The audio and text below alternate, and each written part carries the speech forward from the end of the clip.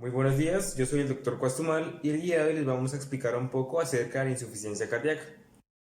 El objetivo es observar cómo esta patología se relaciona con la física y la química.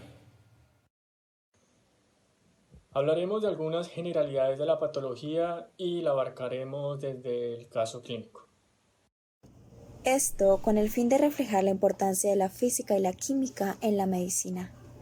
Debemos resaltar que la insuficiencia cardíaca es la falta de fuerza que tiene el corazón al bombear la sangre. Al haber una insuficiente fuerza, lo que genera es una mala distribución de la sangre a todas las partes de nuestro cuerpo. Debemos recordar los tratamientos, ya que son fundamentales para tener un manejo pleno de esta patología y garantizar una mejora estable del paciente.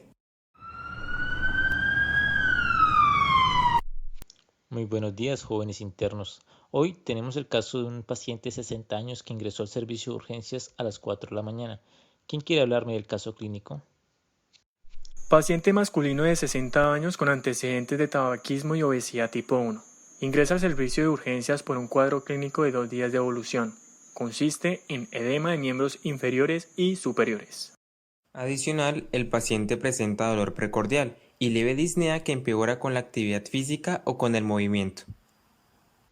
Teniendo en cuenta estos signos y síntomas, ¿usted qué le haría al paciente, doctor Hurtado? Doctor, debido a que el paciente ingresó con dolor precordial, es muy probable que su estado se relacione con alguna enfermedad cardíaca. Por tanto, lo primero que haríamos sería tomar un electrocardiograma. Esto mediaría la actividad eléctrica del corazón y nos daría un diagnóstico más claro. Además, doctor, es importante recordar que el paciente tiene antecedentes de tabaquismo y obesidad, factores que predisponen a una patología cardiovascular. Además del electrocardiograma, es importante tomar un cuadro hemático para medir sus niveles de hemoglobina, glóbulos rojos, blancos y plaquetas que puedan darnos indicios de otra patología. Sería importante medir los niveles de electrolitos, debido a que pueden estar alertados considerando el edema que tiene el paciente. Muy bien, pero exactamente qué tipo de examen sanguíneo le ordenaría a usted. Sea más específico. Cuadro hemático, PT, PTT, sodio, potasio, perfil lipídico, revaloración con resultados. Es cierto lo que están diciendo, pero no todo consta hacer exámenes, sino hacer una revaloración anatómica del paciente. Según el Departamento de Fisiología, Facultad de Medicina, Universidad Nacional Autónoma de México, explicaremos un poco acerca de las fases del ciclo cardíaco. El corazón es el encargado de bombear la sangre por todo el cuerpo. Consta de 4 partes. Una de ellas es la aurícula derecha.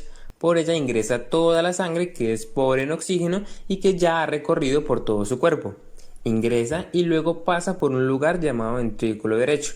Allí es impulsado mediante un movimiento de contracción hacia los pulmones, donde se va a oxigenar y va a liberar el dióxido de carbono, que es algo que nuestro cuerpo no necesita. Después va a ingresar por otro lugar llamado aurícula izquierda. Posteriormente va a pasar por el ventrículo izquierdo, donde ocurrirá algo muy importante, y es que por medio de la contracción la sangre va a ser impulsada hacia la aorta y va a distribuirse por todo su cuerpo, oxigenando nuevamente todos sus tejidos y células.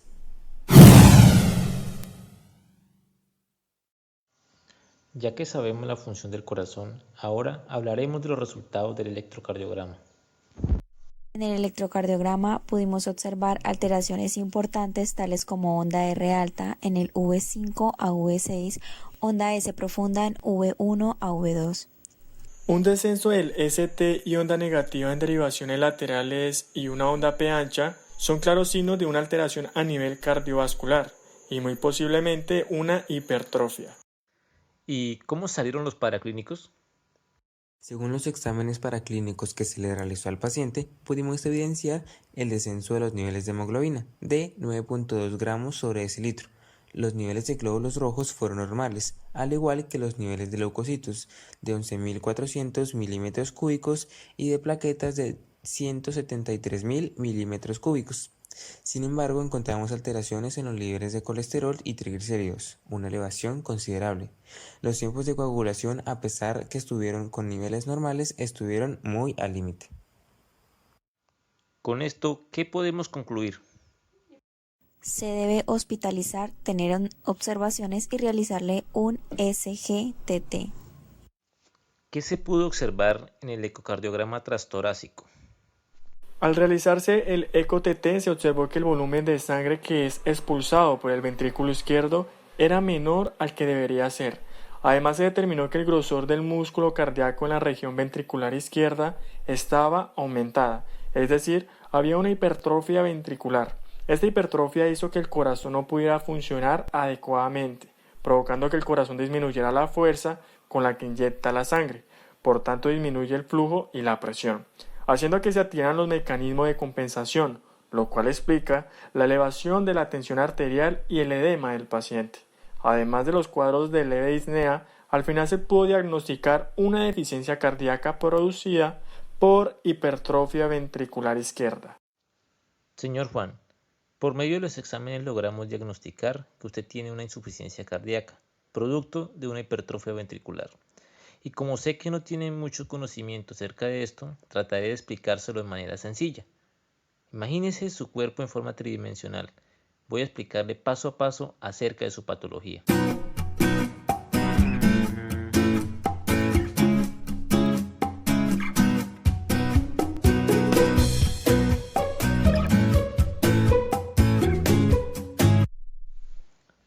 Según la revista española de cardiología, lo que ocurre con la insuficiencia cardíaca es que se disminuye la fuerza con la cual el corazón impulsa la sangre desde el ventrículo izquierdo a todas las partes del cuerpo. ¿Esto qué provoca? Hace que se desate ciertos mecanismos de compensación, los cuales van a estar muy relacionados con los aspectos físicos y químicos. Lo que ocurre en la insuficiencia cardíaca es que esta patología disminuye la fuerza con la que su corazón impulsa esa sangre desde el ventrículo izquierdo hacia todo su cuerpo. Recordemos que la sangre es muy rica en oxígeno. Entonces, eso va a hacer que se desaten unos mecanismos de compensación, los cuales van a estar muy relacionados con efectos químicos y físicos. Doctor, ¿cómo así físicos? ¿La física tiene que ver ahí? Sí, Juan, la física se ve reflejada en diferentes aspectos, como por ejemplo, tenemos la mecánica newtoniana, la cual se ve reflejada en las fuerzas. En este caso, la fuerza de tu corazón para impulsar la sangre se va a ver disminuida. También encontramos los vectores, que los relacionamos a la velocidad con la cual la sangre se distribuye por todo el cuerpo. Lo normal es 2 km por hora, pero en tu caso puede estar disminuido. Además, podemos asociar el corazón como una palanca en su funcionamiento, ya que éste usa un fulcro, dos potencias y una resistencia para el bombeo y distribución de la sangre por todo el cuerpo. El tabique interventricular es el músculo central del corazón y sería el fulcro, el cual actúa como un punto de apoyo en la palanca. Las potencias en este caso se relacionan con los dos músculos del miocardio que se encuentran en cada ventrículo. En cuanto a la resistencia, se encuentra en la válvula mitral y la válvula tricúspide, que por medio de la contracción evita que la sangre se devuelva. Internos, ¿qué otra cosa podemos relacionar con la física en esta patología? Según el libro de termodinámica del escritor Víctor Romero Roshin, publicado el 3 de abril del 2004, nos dice que podemos relacionar la termodinámica mediante los cambios de temperatura, presión y volumen en el que se encuentra la sangre, que es un fluido que adquiere la temperatura del medio en el que se encuentre, en este caso, en el medio interno. Doctor, hay que mencionar que no solo se ve la física, sino también la química, y lo podemos observar en las biomoléculas de la sangre y sus componentes, que son predeterminantes para proporcionar una correcta vascularización, distribución de nutrientes, oxígeno y otros compuestos de nuestro cuerpo. Según la Universidad Nacional de Colombia, Facultad de Ciencias, dirigido por el Magíster en Ciencias Exactas y Naturales, Alex Alirio Mosquera Hurtado, nos habla en su informe titulado La física de los fluidos en el sistema circulatorio, que la sangre es un fluido real, es decir, que tiene viscosidad. Dicha viscosidad contiene una gradiente de resistencia. En este caso, esta resistencia vascular nace de factores como la fuerza de rozamiento que proporcionan las paredes de la sangre y la fuerza que brinda su viscosidad, ya que ésta opone una resistencia a su desplazamiento.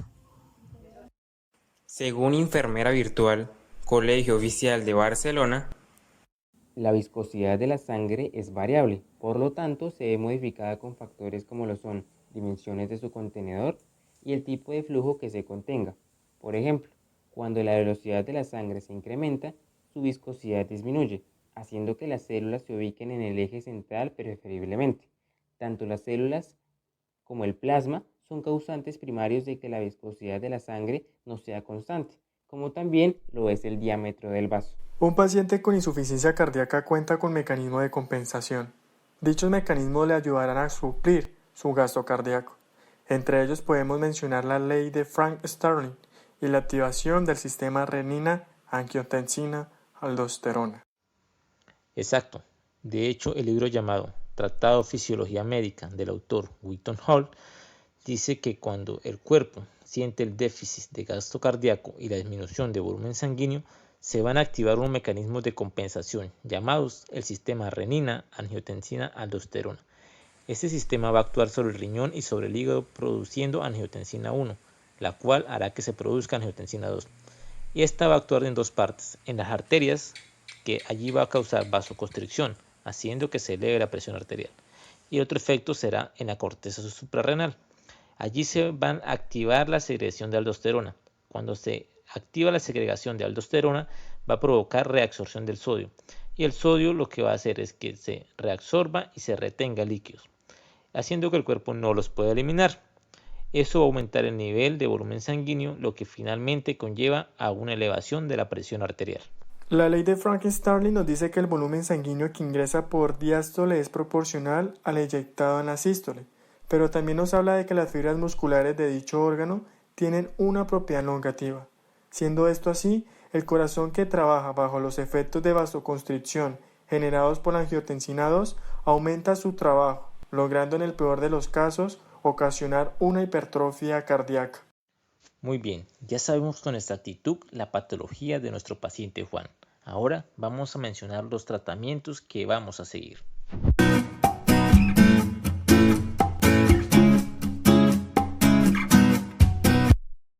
Una vez diagnosticado el paciente, podemos ordenar un tratamiento completo con el fin de ayudarle a mejorar en esta patología y lleve un estilo de vida normal.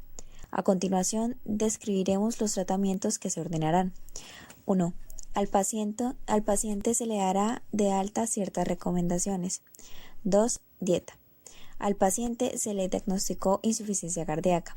Se le recomienda no tomar cantidades excesivas de agua, evitar ejercicios que tengan gran esfuerzo y adoptar una alimentación balanceada. No tomar agua excesiva porque está activando el sistema angiotensina-aldosterona, en lo cual hay reabsorción de líquidos, provocando el aumento del volumen, siendo proporcional ya que aumenta de igual forma la presión. El no realizar ejercicios que tengan gran intensidad evita que el corazón llegue a un estado de estrés alto. De lo contrario, podría generar arritmias y por ende su muerte. La alimentación balanceada es para tener controlada la tensión, la grasa en la sangre, entre otros. El objetivo es ayudar al corazón a controlar el exceso de sodio. Al generar este manejo hay un control en la tensión arterial. Otra recomendación que se hace es no fumar, debido a que una complicación de la patología de la insuficiencia cardíaca es que puede llegar a generar disnea. Al fumar se dañan nuestros pulmones y en esta patología el corazón no tiene la suficiente fuerza para bombear la sangre a todo el cuerpo.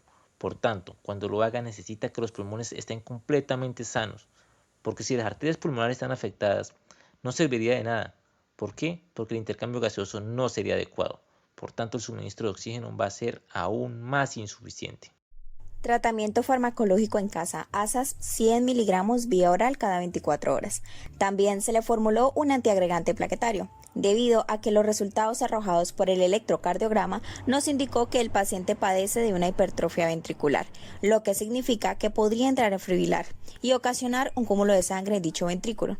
Esto ocasiona la generación de coágulos que posteriormente pueden viajar en su torrente sanguíneo, provocando desde taponamientos hasta un ictus.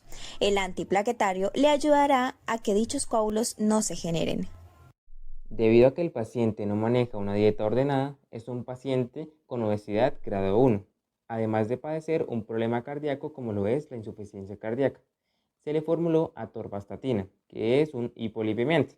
es decir, que disminuirá los niveles de lípidos en la sangre. Dicho medicamento le ayudará a sus vías circulatorias no se vean afectadas por la saturación de tales lípidos, permitiendo un nivel de volumen circulante efectivo y estable, y también impidiendo que una vía circulatoria se vea afectada por un coágulo debido al estrechamiento de dichas vías gracias a la saturación de lípidos en la sangre. Se le administró al paciente una dosis de losartán 500 miligramos vía oral cada 24 horas, ya que se le observó una elevación de su presión arterial. Este medicamento le ayudará a romper el sistema de compensación que fue el que activó su organismo cuando presentó problemas a la hora de suplir el gasto cardíaco, siendo este el sistema compensatorio renina-angiotensina-aldosterona. Este medicamento va a impedir que la segregación de aldosterona 2 se produzca, evitando su efecto de vasoconstricción que por ende da una elevación de su presión arterial. Se le ordenará la administración de furosemida vía oral, 20 miligramos cada 24 horas. ¿Por qué? Porque la furosemida es un diurético, el cual actúa sobre la bomba de sodio y potasio, provocando un aumento en la excreción de sodio. El sodio es causante de la reabsorción de líquidos. Si ayuda a eliminar el sodio, ayuda a eliminar el edema. Además, ayuda a la excreción de potasio, con el fin de evitar que éste se acumule en la sangre, lo cual provocaría fibrilaciones cardíacas, complicando aún más la patología del paciente.